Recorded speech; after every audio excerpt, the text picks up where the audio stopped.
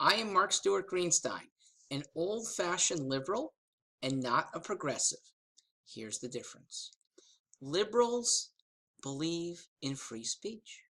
Progressives, modern-day progressives, seek to squash speech, especially when it is not to their liking. Liberals, again, old-fashioned liberals, classical liberals, Thomas Jefferson would be counted among them. They believe in helping the needy. Progressives believe in helping groups that are needy, and these groups become privileged. And once they do, they don't undo things.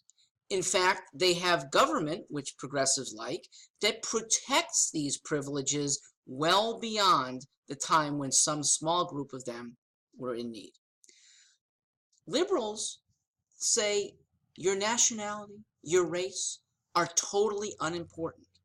Progressives think your race and your nationality defines you. Liberals believe in equality of opportunity. Progressives believe in equality of result.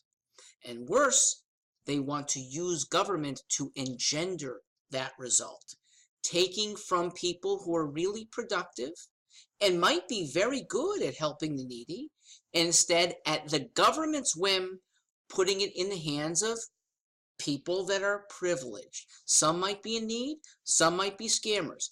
Progressives don't seem to care about discriminating, that's a good word when used properly, discriminating between the two.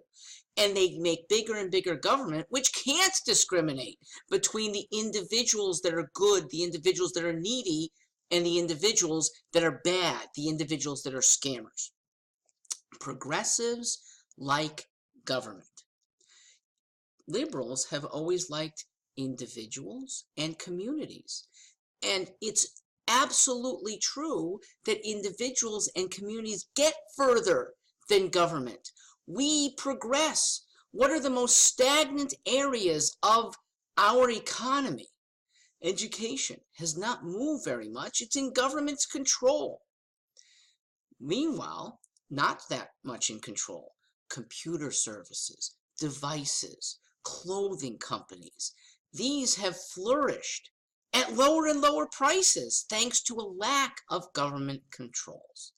So this liberty-minded liberal, that's not an oxymoron, believes that the individual is bigger when the state is smaller. Jefferson agreed.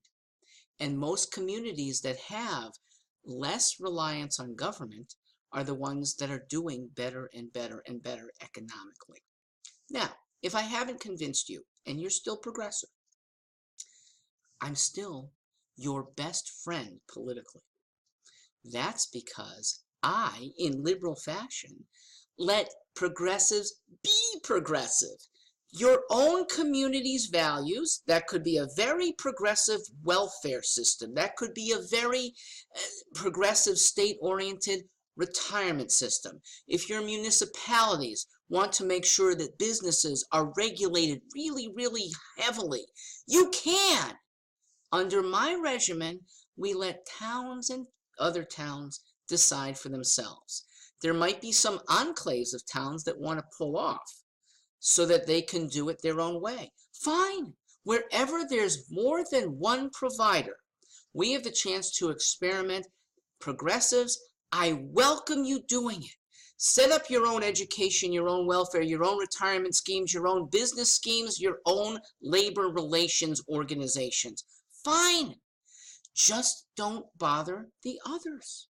There's critical mass. At least 40% of Connecticut considers itself progressive. You've got plenty of firepower and plenty of communality to make systems. You don't have a barrier because of smallness.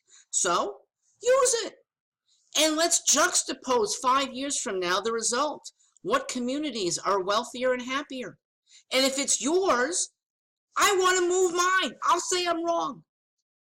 I happily let you use your progressive values where it doesn't abuse other people. And how good is that?